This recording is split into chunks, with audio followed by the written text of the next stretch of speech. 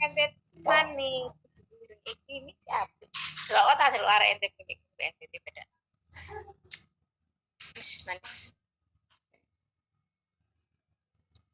Sudah bahwa robekan jalan lahir itu ya ada bisa diservis. Jadi makanya kalau kamu mau ngecek, oh sudah bayi lahir, plasenta sudah lahir. Kita ngecek dari mana taunya? Masukkan, lihat jari, ya. Perineumnya utuh. Pertama ada perdarahan, enggak? Perdarahannya gimana? Kalau perdarahannya itu merah tua, itu perdarahan dari uterus. Tapi kalau perdarahannya itu merah segar, berarti perdarahan itu dari luka. Nah, apa luka orang lahir? Berarti luka jalan lahir. Nah, luka jalan lahir itu bisa di mana saja, di serviks. Nah, jadi mulut rahim. Tadi temanmu bilang kebanyakan posisi jam 3, kemudian jam 6, pokoknya di pucuk-pucuk itu. Ya itu dicek. Bagaimana Bu caranya ngecek? Oh ini robekan serviks. Nah, itu mudah, Dik. Kok ini perdarahan dari dalam. Nah, jadi kalau serviks ini utuh, orang habis melahirkan kan serviksnya lentur ya. Tapi kalau dia itu bulat, utuh, berarti nggak ada robekan. Tapi kalau kamu cek, oh ini kok jelas ada luka, berarti ruptur. Nah, itu serviks. Kemudian yang sering tertinggal lagi, jarum serviks kan ada di dalam. Itu adalah di rongga vagina. Lorong-lorong vagina itu lihat dinding kanan kirinya itu dicek. Nah, yang ketiga di perineum ini tampak, jadi tidak akan tertinggal lah. Nah, robekan perineum jalan lahir yang dengan bawah ini tampak. Itu ada 4 grade. Grade pertama itu cuma sebatas mukosa, cuma di dalam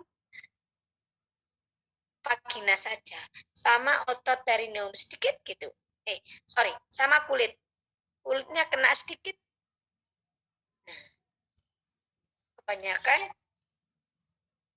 jahit 2 gitu. Itu 1. Nah, terus yang kedua, grade 2. Grade 2 itu mulai dari mukosa vagina, kulit perineum dan otot perineum agak jero didik. Jadi agak dalam didik gitu. Nah, yang ketiga, grade 3 itu dari mulai mukosa vagina, kulit perineum, otot perineum sampai di musculus sphincter ani. Otot daripada sphincter ani ini kena. Nah, sampai tembus sampai ke bawah. Tuh. Yang keempat itu tidak ada sekat antara vagina dan rektum. Jadi jelas gini, ruptur wis. Jadi wis buka dari loro gini. Nah, jadi 1 gitu. Nah, kita diizinkan cuma heading yang ketika kok kita enggak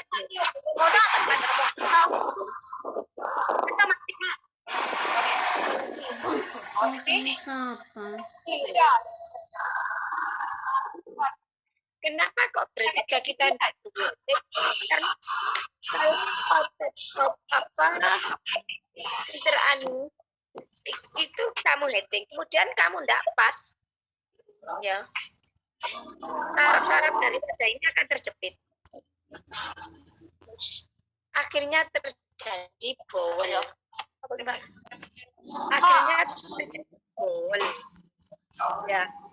Bowel itu gerak tidak terasa. 1 terus ini kena otot-ototnya kalau grade 4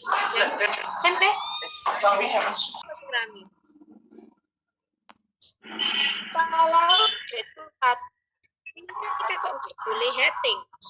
Nah, empat kui kan sudah tidak ada sekat antara anus dan jahit. Ternyata kamu headnya masih ada lubang. Akhirnya akan ada lubang antara anus dan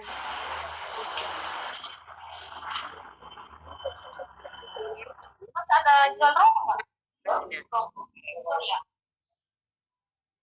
Audiana Pusila Ani.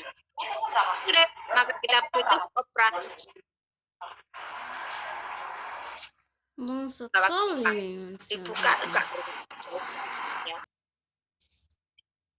Berarti anak A berarti lah berapa kali sudah masuk 4 kali? 4 kali nih, Bu. Loh, arek B durung buar.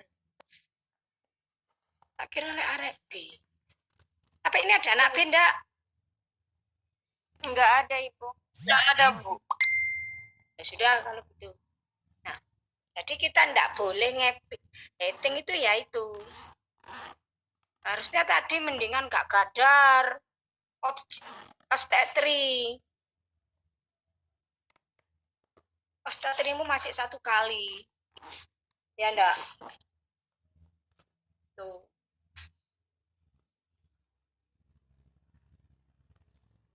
Sudah. Dari saya itu saja. Ayo lanjut. Kelompok berapa? Kelompok 2, Ibu, abortus. Ya, ayo. Desna tolong di-share screen.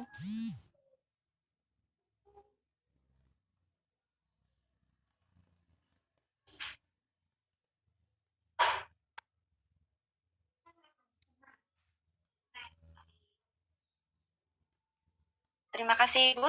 Kami dari kelompok 2, ada saya, Cynthia Dewi, sama Desna Nur Istiqomah. Sekarang mau membacakan materi tentang abortus. Abortus, landasan teori pengertian abortus. Abortus itu adalah pengeluaran hasil konsepsi sebelum janin dapat hidup di luar kandungan. Sampai saat janin yang terkecil yang dilaporkan dapat hidup di luar kandungan mempunyai berat badan 297 gram waktu lahir. Janin yang dilahirkan dengan berat badan di bawah 500 gram jarang dapat hidup terus. Kehidupan janin yang tidak berlangsung lama dengan berat badan kurang dari 500 gram, maka abortus ditentukan sebagai pengakhiran kehamilan sebelum janin mencapai berat 500 gram atau kurang dari 20 minggu. Jenis abortus, macam abortus, definisi dan tanda dan gejala. Abortus yang mengancam, abortus imminens, adalah abortus yang mengancam digunakan bila kehamilan disertai komplikasi pendarahan vagina sebelum minggu yang ke-20. Tanda dan gejalanya ada perdarahan pervaginam sebelum minggu ke-20, kadang ada nyeri, terasa nyeri tumpul pada perut bagian bawah, serta perdarahan. Ada nyeri terasa memilin karena kontraksi tidak ada atau sedikit sekali. Tidak ditemukan kelainan pada serviks tertutup. Yang kedua ada abortus yang tidak dapat dielakkan, abortus insipiens. Itu adalah abortus yang sudah berlangsung dan tidak dapat dicegah lagi. Tanda gejalanya ada pendarahan pervagina masif, kadang-kadang keluar gumpalan darah. Ada nyeri perut bagian bawah seperti kejang karena kontraksi lain kuat. Ada serviks sering melebar sebagian akibat kontraksi. Terus habis itu ada abortus yang tidak lengkap, abortus incomplete. Itu adalah sebagian dari buah kehamilan yang telah dilahirkan, tetapi sebagian saja masih tertinggal di rahim. Tanda gejalanya ada pendarahan pervaginam berlangsung terus walaupun jaringan telah keluar. Ada nyeri perut bagian bawah mirip kejang. Ada dilatasi serviks akibat masih adanya hasil konsepsi di dalam uterus yang dianggap sebagai corpus allineum. Ada keluarnya hasil konsepsi seperti potongan kulit dan hati. Terus ada lagi abortus lengkap, abortus komplit, yaitu seluruh buah kehamilan yang telah dilahirkan lengkap. Kontraksi rahim dan pendarahan mereda setelah hasil konsepsi keluar. Tanda dan gejalanya ada serviks menutup, ada rahim lebih kecil dan periode yang ditunjukkan tidak ada. Terus ada uji kehamilan menjadi negatif. Ada abortus yang tertahan. Itu keadaan di mana janin telah mati sebelum minggu ke-22, tapi tertahan di dalam rahim selama 2 bulan atau lebih setelah janin mati. Tanda dan gejalanya pada rahim tidak membesar, malahan mengecil karena absorpsi air ketuban dan makerasi janin. Terus buah dada juga mengecil kembali. Terus gejala kehamilan tidak ada, hanya amenorea terus berlangsung. Terus ada abortus berulang-ulang. Itu adalah abortus yang telah berulang dan berturut-turut, terjadi sekurang-kurangnya 3 kali berturut-turut. Penyebab abortus. Faktor-faktor ibu maternal sebagai penyebab abortus. 1. Kelainan uterus. Terus ada infeksi, ada kelainan endokrin, ada kelainan imunologis, ada nutrisi, usia ibu, ada paritas. Paritas itu yang paling aman ditinjau dari sudut kematian maternal. Paritas 1 dan paritas lebih dari 3 mempunyai angka kematian maternal lebih tinggi. Resiko abortus spontannya semakin meningkat dengan tambahnya paritas. Ada aktivitas atau pekerjaan, ada pendidikan, dan ada jarak kehamilan. Sekarang patogenesis.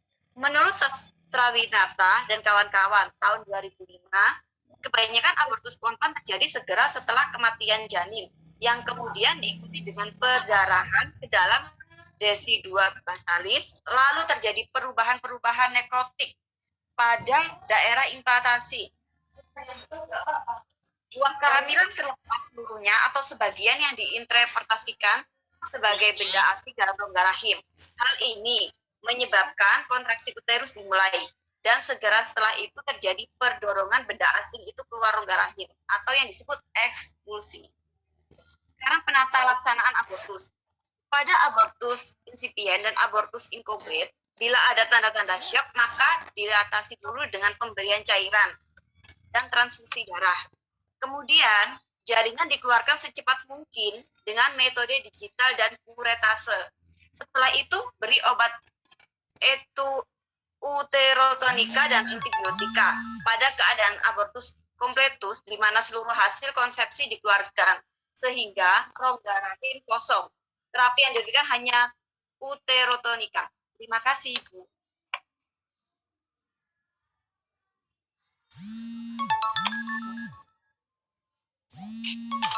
Sudah. Jadi abortus itu terjadi pada kehamilan muda. Ya. Jadi kamu lihat ada perdarahan. Makanya ada trimester 1, 2, 3. Ada kehamilan muda, ada kehamilan tua. Nah, abortus ini terjadi 20 minggu ke bawah. Tuh, ya. Nah, lek pas ini keguguran nih Ibu. Terus kamu cek, kok takoki HP ini, terus HP ini 28 minggu itu tuh. Kadang orang itu kan ada yang bilang A, bilang B, ya enggak? Tuh. Jadi dilihat dari UK. Tuh ya. Nah, jadi abortus keluarnya hasil konsepsi di bawah usia 20 minggu dengan resolusi 500 gram ke bawah, kurang dari 500 gram. Kayak gitu. Ya. Besok cari waktu untuk obstetri, ojo kadar ae. Ya. Kadar sih lebih papat, tapi cuma 1 kali hari ini. Keliru nulis. Nah, kayak gitu. Nah, abortus itu ada bermacam-macam. Tetapi dari keluar dari abortus itu pasti ada nyeri perut. Makanya dalam diagnosa kehamilan G1 P G P AB 000. AB 0 itu AB 0 pertama abortus, 0 kedua KE. 0 ini ya, ini ciri khasnya sendiri-sendiri. Kalau abortus ada nyeri. Tapi nyerinya tidak separah KET. yang kemarin KET. Sama lah, kalau KET ini nyeri, bahkan disertai shock. Lah, kalau mola perdarahan, tetapi tidak disertai nyeri, dirujuk perdarahan bio. Siapa yang membahas mola?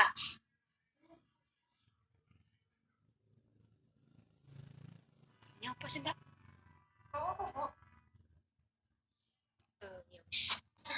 Sudah kemarin kelompok 2 tapi sudah selesai. Mola? Mola? Iya, Ibu. Iya, Angelina. Nggak preeklamsia kemarin? Bukan, Ibu. Kami itu kemarin kehamilan ektopik. Bukan kehamilan mola. Iya. Mola belum. Apa sing mola? Ayo. Ini kami Neolivia dengan Aldiana, Ibu. Ya, nanti. Terus kalau bisa KET abortus mola habis ini maju ya. Enggak habis ini minggu depan. Minggu ini cari waktu untuk ganti obstetri. Obstetri kan belum satu kali toh. Ya. Ibu, sebenarnya ini hari kami obstetri. Iya. Asli nih gue obstetri rek, gue ngejaluk kadar. Sudah terlanjur nggak apa-apa. Kadar itu kelas hari, Bu. Iya, Bu, nggak apa-apa, lanjut aja. Nah, ini kadar kok iki. Iya, Bu. Kasusnya kadar iki. Nanti kita pilih yang sudah dikadar di obstetri, nggak usah maju dulu. Kan sama ya, toh? Iya, kita pilih kasus yang berbeda gitu. Nah, iya, tes lanjut. Nah, abortus itu ada bermacam-macam. Bagi pira abortus gue?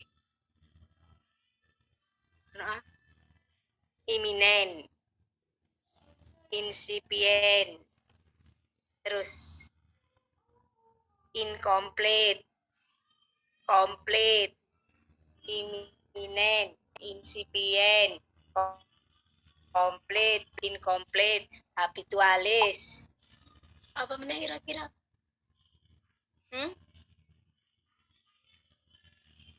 Abortus provokat, abortus yang disengaja. Nah, yang tanda gejala hampir ada kemiripan ini iminen, ya, insipient, incomplete, complete. Tetapi semuanya itu ada bedanya. Nah, abortus iminen itu abortus yang bisa dipertahankan. Serviknya belum membuka.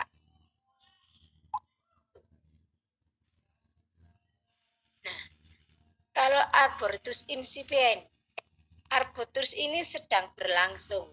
Saat kita VT itu ada jaringan. Kemudian serviknya terbuka.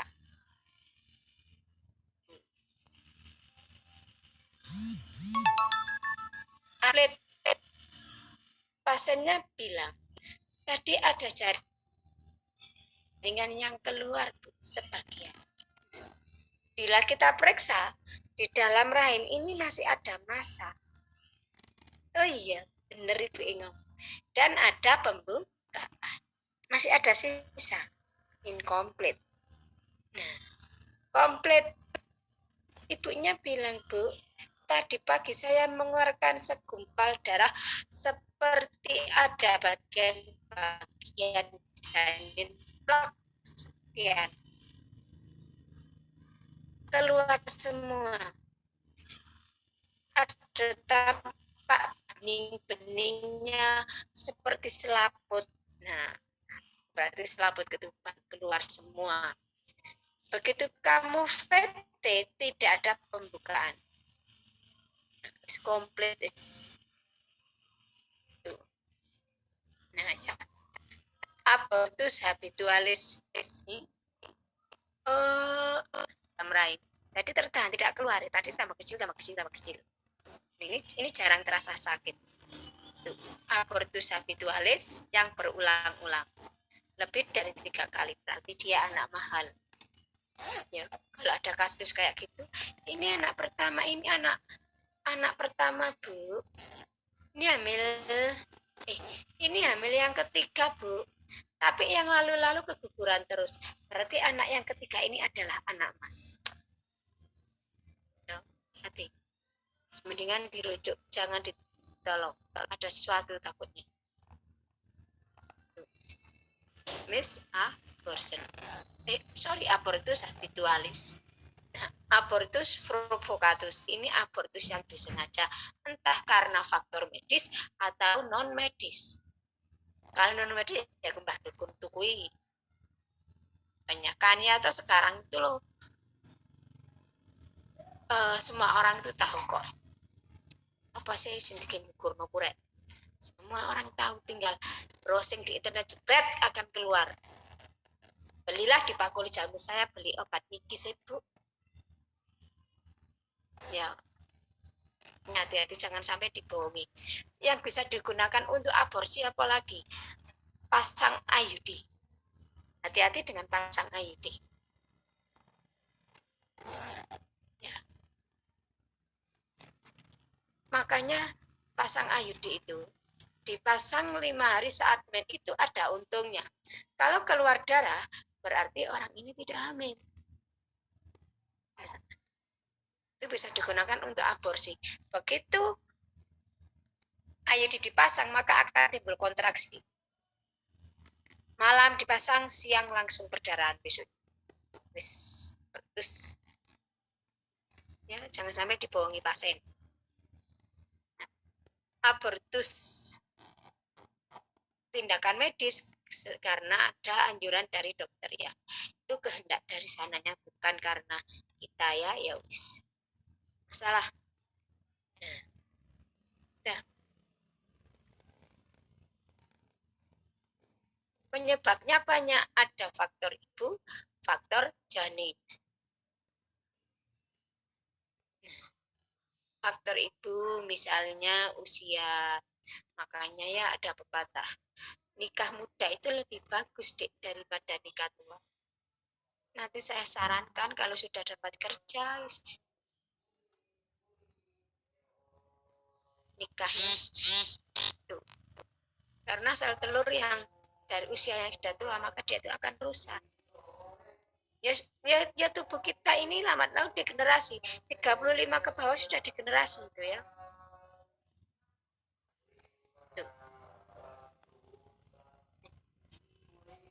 Faktor gaya hidup itu adalah penyebab dari abortus. Oleh karena itu, Dek, bila terjadi kasus kayak gitu, tolong anjurkan USG. Oh, ini abortus komplit, sudah nggak masalah, tetapi harus USG. Takutnya masih ada sisa di dalam rahim. Nah, sehingga apa akhirnya? Tidak bisa digunakan untuk penempelan janin yang akan datang. Ya, harus. Ojo.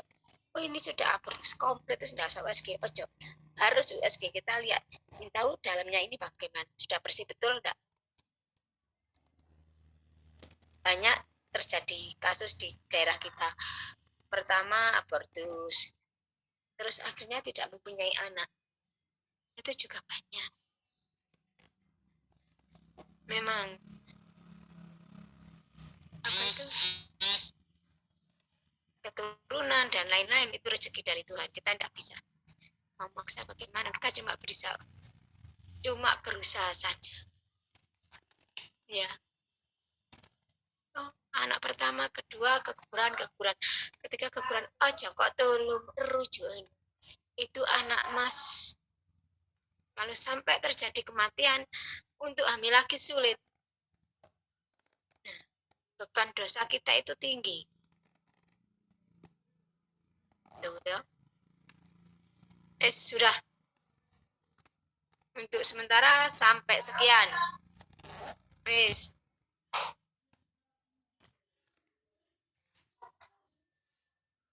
Sudah ya, 2 kelompok ini saja ya. Yang KET kemarin siapa, Dek? Namanya, Dek? Tak tulis di kene.